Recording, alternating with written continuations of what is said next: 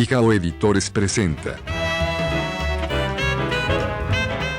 Nuestra mujer, cuerpo de mujer, cuerpo desnudo, botón de flor abierto a la mañana con su grato perfume de huerto presentido. Cuerpo de mujer, camino hacia los sueños que suelen florecer cuando tú pasas como una tentación en movimiento por todos los jardines del deseo. Cuerpo de mujer desnudo y fresco y perfumado, a cuya vista tiemblan y se visten de júbilo las horas. Solo en tu torso escultural residen la fuerza y el impulso necesarios para mover a un solo tiempo todos los girasoles de la vida. Nuestra cultura. Continuamos con especiales y en esta ocasión sí que lo es. Lo hacemos con un invitado que desde el comienzo del programa queríamos tener. Eduardo Santa siempre estuvo en esa intención. Y hoy que nos ha sorprendido su fallecimiento, queremos traer a colación una entrevista hecha para un canal local del Líbano, donde habla, entre otras cosas, de su amor por la historia, de su Líbano, la colonización paisa, sus libros y personajes nacionales a los que admira. Carlos Gálvez Santa le acompaña en esta oportunidad. ¿Por qué la Edad Dorada? Porque en esa época el Líbano ocupaba un puesto muy importante en la cultura nacional, décadas que van de 1930 a 1949 fue extraordinario. En 1949 llega la violencia política en Colombia y le da un golpe casi de muerte a esa maravillosa vida material y cultural de nuestro municipio. El éxodo de las gentes, la postración económica en que quedó, la cantidad de genocidios, de secuestros, los atropellos a las libertades públicas disminuyeron la importancia del Líbano. Afortunadamente, en los últimos 20 años, el Líbano está en un proceso de recuperación. Y justamente los festivales del retorno han sido un estímulo para que muchas gentes que se habían ausentado de la localidad retornaran, de tal manera que mi propósito al publicar este libro, Recuerdos de mi aldea, fue revivir ese momento histórico tan importante de la Edad Dorada y presentarlo especialmente a las nuevas generaciones para decirles: mire lo que fue nuestro pueblo, luchemos en lo posible para recuperar esos valores perdidos. Lo he dicho muchas veces que como escritor soy un hombre con profundas raíces en el suelo nativo, que la aldea que yo conocí en mi infancia me marcó en forma indeleble, porque era una aldea hermosa, porque era una aldea pequeña donde todos los habitantes constituían una sola familia. Los lazos de solidaridad humana, el civismo y todas las demás virtudes cívicas resplandecían. Fue mi infancia algo maravilloso porque era como vivir en la aldea y en el campo a la vez. Mi casa quedaba exactamente a una cuadra del epicentro de la población. Yo vivía entre la ciudad y el campo y eso para mí fue extraordinariamente formativo. Me quedó profundamente grabado en el recuerdo esa aldea que llevo en mitad del corazón y a ella le he cantado en muchas ocasiones y ha sido fuente permanente de mi inspiración. Alguien decía alguna vez que si un escritor quería ser universal había que cantarle a la aldea. Es una forma de ser universal, porque las aldeas no son de Colombia, las aldeas son de todo el mundo, en todos los continentes y en todos los países hay aldeas y son justamente ellas las que producen ese jugo nutricio, esa fuerza moral, económica y espiritual que permite el desarrollo, el progreso de los pueblos. Aquellos descuajadores de montaña, aquellas gentes desarrapadas que se lanzaron a romper horizontes, a construir nuevos pueblos, a darle configuración a una nueva república que fue la República del Café. Mi madre, mi padre, mis abuelos hablaban con frecuencia de esa gesta de la arriería, a la cual he querido presentar en el libro como un ejemplo de trabajo, de superación, como una de las páginas más hermosas en la historia nacional. Después de haber meditado durante muchos años sobre lo que fue la colonización antioqueña y de haber investigado en bibliotecas y en conversaciones con descendientes de los fundadores de muchas de las poblaciones fundadas por los antioqueños, llegué a la conclusión de que esa colonización había sido fundamentalmente una empresa de caminos. Sin los caminos hubiera sido imposible realizar esa aventura prodigiosa. Los colonizadores iban construyendo caminos que unieran todas sus veredas, todos sus fundos, hasta establecer una red maravillosa de intercomunicación. El antioqueño, tan pronto como conquistaba la tierra y la distribuía entre las familias, construía una fonda, lo que se llamaron las fondas camineras. Y esa fonda era el lugar donde los vecinos se reunían para discutir las cosas propias de la comunidad, para socializar, para contarse sus vidas. En torno a esas fondas se fueron tejiendo los nuevos romances, las nuevas uniones familiares. Allí se hacían las fiestas, se discutían los problemas familiares, se maduraban los proyectos para mejorar la vida, y en torno a esas fondas fueron naciendo los pueblos. Fueron naciendo los pueblos de tal manera que el camino y sus fondas camineras constituyen el nervio vital de la colonización. Fueron los canales de comunicación entre todas las veredas y entre todas las poblaciones. Algunos historiadores, influenciados por las doctrinas economicistas, llegaron al extremo de afirmar que la colonización antioqueña había sido una empresa capitalista, y no hay nada más falso ni nada que riña más abiertamente con la realidad histórica que esta tesis, porque la colonización antioqueña la hicieron gentes desarrapadas, gentes pobres, gentes sin tierras, que justamente abandonaron Antioquia por la pobreza de ese departamento a fines del siglo XVIII y a principios del siglo XIX. Ellos necesitaban expandirse y se vinieron desde Sonsón por todo el filo de la cordillera central, fundando pueblos, fundando fincas, sembrando primero la caña de azúcar, el maíz, el frijol y todo lo indispensable para la congrua subsistencia. A fines del siglo XIX incorporan el café. El café se había sembrado antes rodeado por cafetales, pero el general Parra también lo sembró en su finca denominada Mesopotamia, y de allí se fue extendiendo hacia Tierra Adentro, hacia La Aurora, hacia El Reflejo, hacia todas las fincas de tierra templada, que como ustedes saben es la adecuada para el cultivo y el beneficio del café.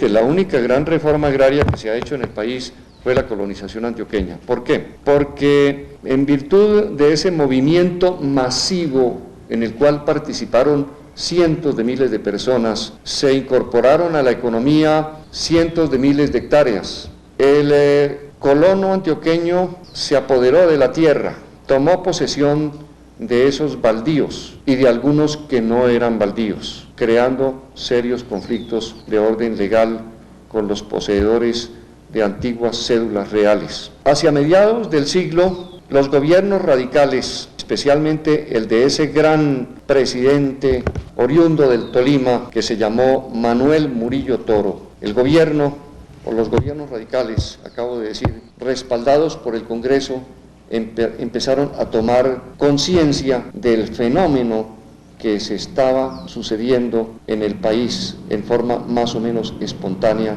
que fue la colonización misma. Y la estimularon porque empezaron a dictar desde 1848-49 una serie de medidas adjudicándole a los colonos determinado número de hectáreas para ser propietario o beneficiario de una extensión de 60 hectáreas. Era indispensable ser cabeza de familia y haber establecido casa y labranza durante 4 años por lo menos, y así se fueron otorgando los títulos de propiedad.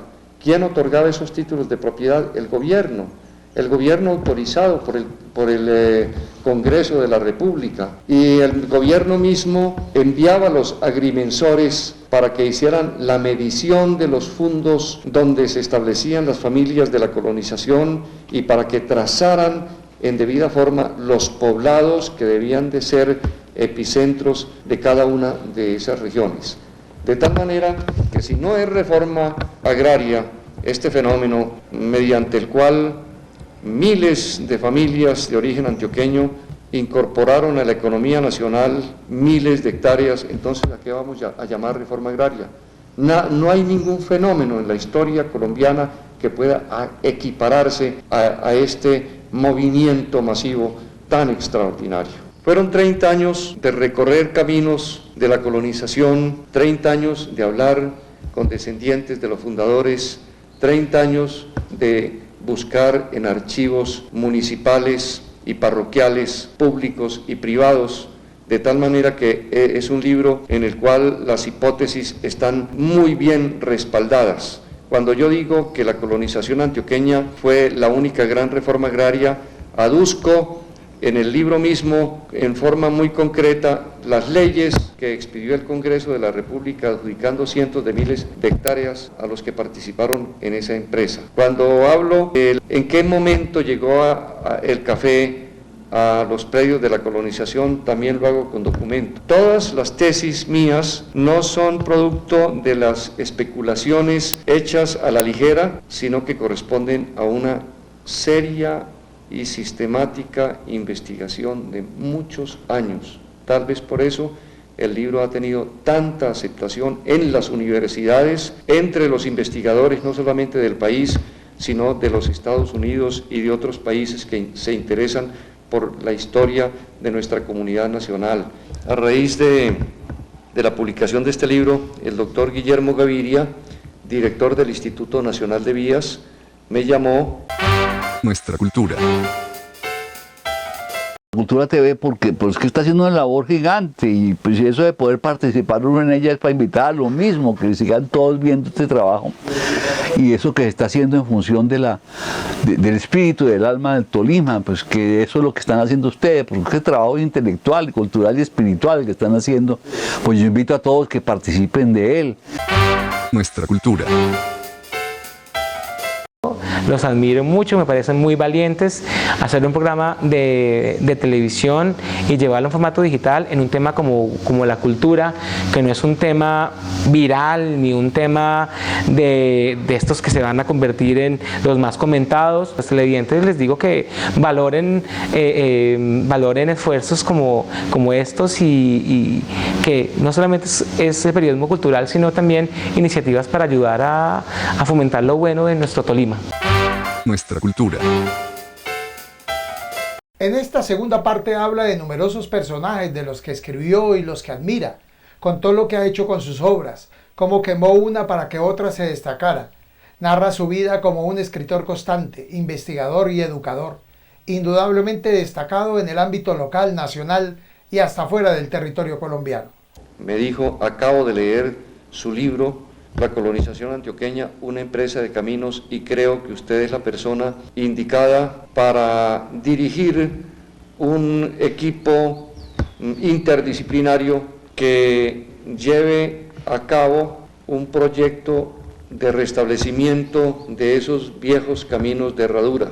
Caminos de herradura que yo me conozco como la palma de la mano, que desde mi infancia los hice a caballo, a lomo de mula, a pie, pernoctando en esas fondas camineras, conversando con las gentes, midiendo las extensiones territoriales.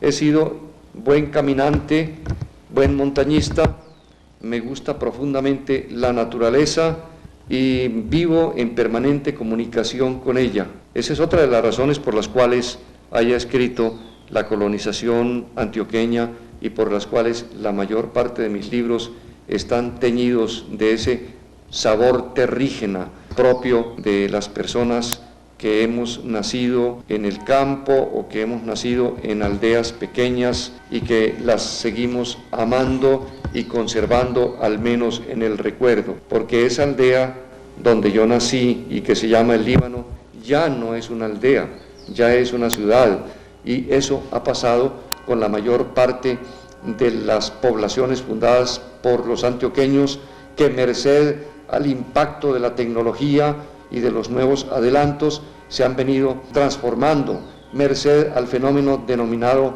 la urbanización, merced al éxodo de las gentes del campo a la ciudad. Cuando yo era niño, la distribución demográfica en Colombia, 70% de la población campesina y el 30% de población urbana. Hoy, 50 años después, se han invertido los términos. Hoy tenemos que el 70% de la población colombiana es población urbana y apenas un 30% población rural. Eso no puede pasar inadvertido en mi obra literaria. Ese impacto tan grande que fue la transformación de un país eminentemente agrícola y campesino, de un país aldeano, en un país de ciudades grandes, ciudades realmente metropolitanas y de ciudades intermedias y aún de ciudades pequeñas. Arrieros y Fundadores en gran parte ha sido superado por mi libro de la colonización antioqueña, y lo que no quedó incorporado en la colonización antioqueña está en Recuerdos de mi aldea, de tal manera que ese es un libro que ha sido ya un poco anacrónico, y lo que quedó por fuera lo acabo de utilizar para la biografía del general Isidro Parra, con mayor acervo probatorio en mis libros, La colonización antioqueña, Recuerdos de mi aldea y la biografía del general Isidro Parra, que se distribuyó ampliamente con motivo de la conmemoración del primer centenario de la muerte de este gran patricio, filósofo, escritor, fundador de pueblos, líder político, que se llamó el general Isidro Parra, un hombre realmente representativo, uno de los hombres más importantes de la llamada generación del Olimpo radical. Es importante que las nuevas generaciones libanenses conozcan sus raíces, sepan de dónde venimos y hacia dónde vamos. Conocer la historia es una obligación de los ciudadanos o de las personas de todas partes del mundo. La Academia Colombiana de Historia aprobó recientemente una proposición felicitando al señor alcalde por esta iniciativa y señalando como algo que debe ser imitado por todos los municipios de Colombia.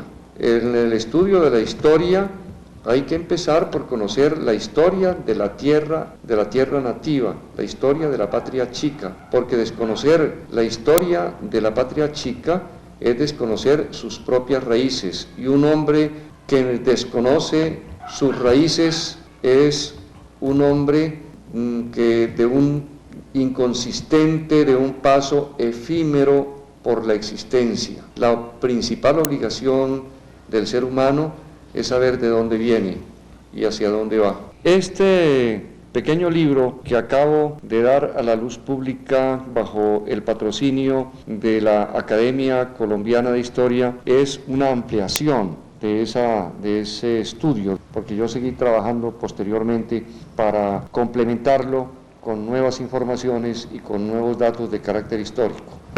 ¿Por qué escribí yo sobre el doctor López de Mesa? Primero porque he sido un gran admirador de su obra. El doctor Luis López de Mesa ha sido quizás el primer humanista que ha tenido este país, primero en importancia, pero el doctor López de Mesa lo supera a todos, dada su formación intelectual tan sólida en muchas disciplinas. El doctor López de Mesa, además de haber sido médico, fue uno de los precursores de la psiquiatría en Colombia, fue uno de los primeros psiquiatras colombianos. Espigó con mucho éxito en los campos de la historia, de la sociología, de la antropología, de la filología. Fue miembro de número de las academias colombiana de historia y colombiana de la lengua y de las ciencias naturales. Nuestra cultura. Es una invitación a todos para que vean nuestra cultura. Pienso que es muy importante y que ojalá se pueda multiplicar para que podamos tener desde muchas opiniones, mirar la ciudad, mirar la cultura y dinamizar mucho más lo que somos y lo que podemos seguir siendo y lo que vamos a hacer en adelante. Yo creo que la gente no tiene la culpa de no recibir cuando no se le educa. Es un programa educativo y me parece que esto nos va a ayudar siempre a tener una percepción mucho más grande que la que se puede lograr a través del arte en este caso. Nuestra cultura. Como político y como estadista, el doctor López de Mesa ocupó posiciones importantísimas como ministro de Educación. La obra del doctor López de Mesa, especialmente en el Ministerio de Educación, fue admirable. Él hizo una revolución educativa. Él quiso llevar la cultura al campo, a nuestras aldeas. Él creó las bibliotecas aldeanas que llegaron a llegar a 2000 bibliotecas aldeanas. Y pequeño poemario titulado Sonoro Zarzal, publicado a fines de 1947, se quemó la mayor parte de la edición con motivo del 9 de abril. En muchas librerías de esas estaba mi primer cuaderno de poemas, cuyo título acabamos de enunciar. El libro que yo quemé fue El Girasol. Del Girasol se hicieron 2000 ejemplares. Quemé por lo menos la mitad de la edición en un arranque de tratar de superar lo que había hecho anteriormente. Traté de hacer lo que hizo Hernán Cortés cuando llegó a las costas de México. Oportunidad de regresarse en las naves, las quemó. A mí me pasó lo mismo. Yo quemé el libro, parte de la edición, y dije, soy capaz de hacer mejores cosas. Y yo creo que son 50 años contados a partir de la publicación de mi primer cuaderno de poesía, que como lo dije antes fue en 1947. En esos 50 años he publicado 25 libros y hay 5 más que esperan turno en algunas editoriales colombianas y extranjeras. En los géneros de la novela, del cuento, del ensayo y ahora de la poesía, pues es algo significativo para cualquier escritor. A veces me asomo a la casa hermosamente triste de mi infancia. Es como si viajara horas interminables por entre el túnel húmedo, fragante, hecho apenas con todas las hojas de los árboles muertos a la hora del alba. Allí está la casa hermosamente triste y solitaria. Nadie la habita, nadie la ha visto tampoco, como si no existiera. Y sin embargo, allí está, hermosamente triste y solitaria. Es una casa blanca. Miles de años gastaron en hacerla con sueños, con mañanas, con rosas, con recuerdos, los ángeles del alba. A veces me detengo a ver su puerta pequeñita, cerrada, para que no entre el viento a despertar las horas dormidas de la infancia. A un lado de mi alcoba había una ventana, adentro, muy adentro, había un limonero, tal vez su aroma triste perfume todavía. Arriba, sobre el techo, brillaban los luceros, tal vez sus luces blancas estén brillando ahora. Y en todas las alcobas sonaba aquella música tranquila, melancólica. Tal vez el arpa ahora esté sonando, había también un clavicordio. Los ángeles bajaban a tocarlo en la noche. Siempre había luceros, perfumes, melodías y una tristeza honda habitando la casa, quizás una penumbra. Nunca el viento entró por la ventana, ni las horas corrieron, solo había música en la penumbra, luceros y perfumes, el triste clavicordio, el viejo limonero, los ángeles tocando al pie de la ventana. Nadie habita mi casa. A veces yo me asomo para verla correr en el recuerdo hermosamente triste de la infancia. Nuestra cultura. Se va un grande de la historia, el derecho, la investigación y el sector educativo, pero queda su legado de escritos que permitirán que su nombre siga sonando, y como en múltiples oportunidades, el personaje al fallecer toma más fuerza y sus teorías mayor incidencia en el departamento, su Líbano del alma y en la conciencia del país.